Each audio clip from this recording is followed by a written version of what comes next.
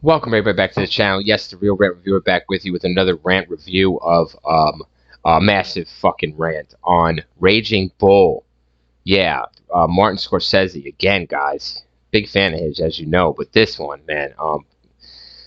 Let's talk about it. Robert De Niro stars as Jake LaMotta, the boxer back in the Disney. I do have Wikipedia up. I believe the film was, guys, it was filmed in 1980, and I want to discuss that for go spoilers ahead. As you know, I give my thoughts on the movie, then we go through the plot, wrap this fucking massive rant up on this piece of shit. So check it out. Watch this movie finally after years and years of putting it off. Put it on. You know why I put it off, guys? Because 1980 movie, and it is in black and white. Why? Why? Why? Why would you do that? Why would you take away the effects of the boxing, of the bruising, of the blood, of the splatter, of the action, of the realism by putting this fucking movie in black and white? Look at this. Look at this. Black and white. So dead, so unlifelike. Even the boxing scenes, guys, for 1980, it was ridiculously crap. Scorsese cannot do fight scenes. He cannot. He doesn't do that.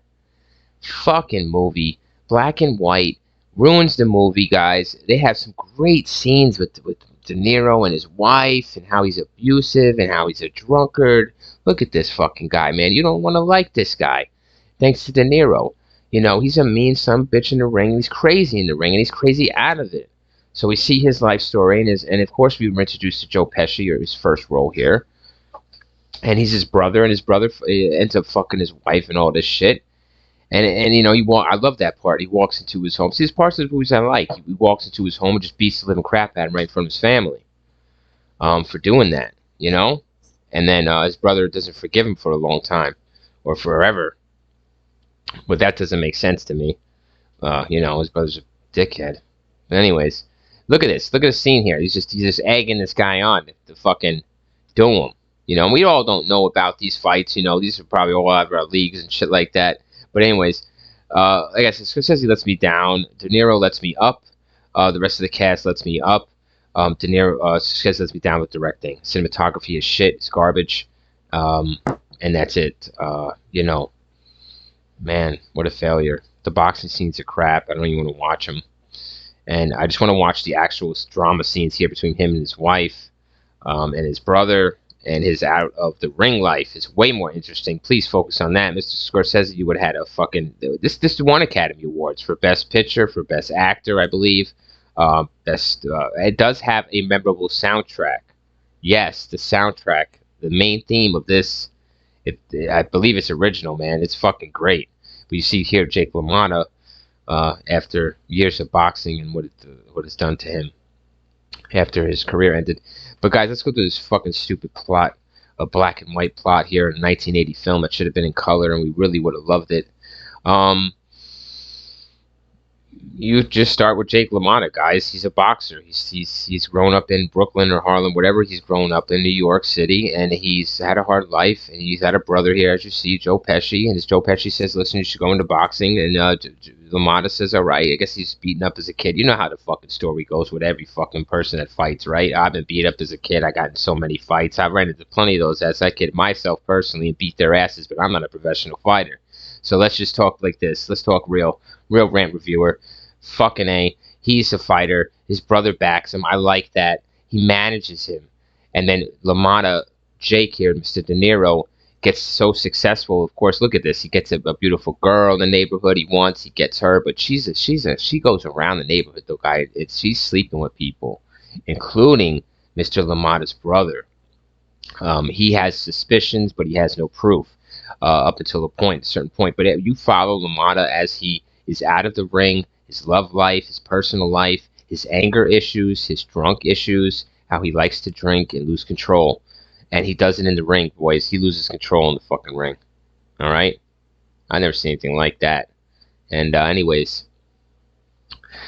yeah, so we get to the point where finally he becomes champion. Once he becomes champion, you know what happens, guys. Once you reach the top, the only way was what? Down. That's right, guys. So Mr. LaMotta is on the way down, and what happens is what goes down first, of course, is his family life, his personal life with his wife.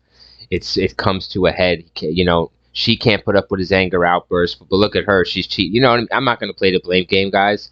They're just toxic. Either way you look at it, explodes. When she finally admits, she admits to him during an argument, yeah, I fucked him because she was telling him. He's telling her, I will beat your ass. He's slapping her around and shit, you know.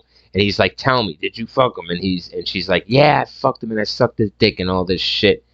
Oh, oh, once she tells him that, guys, what he does is just turn around. He walks a couple blocks down the street of New York where his brother lives with his family who was eating dinner.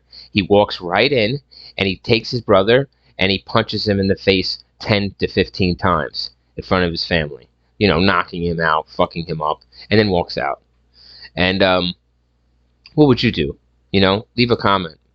You know. And after this, you find the more decline of Mr. Jake LaMotta De Niro. He declines his career. He loses the belt, the title. He goes into booze. He loses his in shapeness.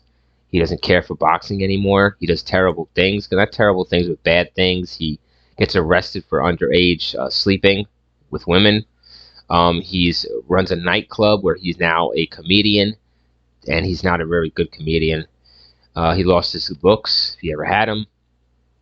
He's lost his brother. There's a great scene towards the end where he sees his brother, Mr. Joe Pesci, and he tries to hug him. Mr. Pesci hugs him back, but doesn't. It's not a real hug, you know. It's like a fuck you hug, you know, like a get off me hug. And he's trying to say, come on, kiss me, you know, kiss me, let's make up, you know, it's been years, you know what I mean? And Pesci doesn't buy it, and Pesci just leaves. So, you know, Pesci's a dick. I mean, you know, you slept with the man's wife, you know, but see, here's the point. The point is that LaMotta was so crazy, guys, and so delusional that that really didn't happen.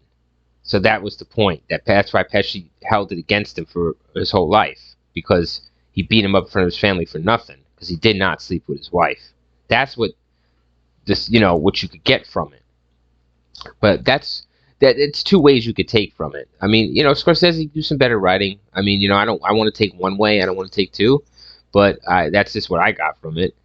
And so that's the end. And at the end, he has a monologue, kind of like Boogie Nights, guys, where he's in a little dressing room by himself, and he's monologuing his monologue, and it's like a comedic monologue. It's a thing he says about fighting, and then he does a little, a couple of jabs to get ready to get hyped up for his comedic performance in this nightclub. So you still see he's got it. You know, he still's got the fire, but you know, that's the downfall of a man. And that's the end of Raging Bull, 1980s Raging Bull by Martin Scorsese. Now, it's a massive rant, like I told you, and I won't let it go. So fuck you if you think this is a masterpiece. And I know the Oscars thought they was a master motherfucking piece. Was it for De Niro? You're fucking right. You're fucking right. I watched this shit for De Niro, dude. In black and white, in color. It didn't matter. I'd watch that for De Niro. Look at this fucking guy in this movie, man. The way he acts. If this was a real person, I wouldn't want to be around him. You know? But there's people around him. So, hats off to De Niro, you know, but hats on for Scorsese, Martin. Marty is just shit with cinematography. Marty's shit. And that's it. And Marty, black and white. How could you go black and white? This movie would have killed it if it was in color. And don't leave a comment and say, okay, this movie was made in color or was remade in color or whatever the fuck you want to say. I've never seen it in color fully on TV or any point. It's been black. It was shot in black and white, guys, to 1980 to whatever, and that's it. Could have made more money. Get the fuck out of here. You know, don't try to tell me that. So, I think that's about it to rant on. You know what I'm saying? This movie deserved that. So Raging Bull, guys. De Niro, Real Rant Reviewer. Fuck this movie. I'm out.